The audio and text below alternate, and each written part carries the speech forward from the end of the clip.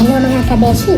For today's video, pag-uusapan natin ang dalawang pamamaraan ng pagpikas ng the word na the. The first one is kapag ang word na kasunod nito ay nag-start sa vowel sound na a, e, i, o, u, v ang pagbasa nito.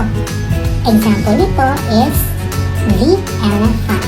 The elephant kasi ang elephant ay nag-start sa vowel sound na e. Another example naman ng kabeshi is the ecosystem.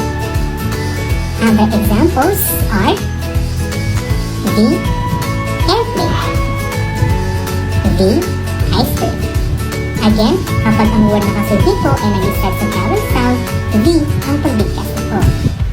Ang pangalawang way naman is kapag ang word na kasunod nito ay nag-start sa consonant sounds na hindi a, e, i, o, u, the ang pagbigkas nito. Example naman nito mga kabeshi is the government.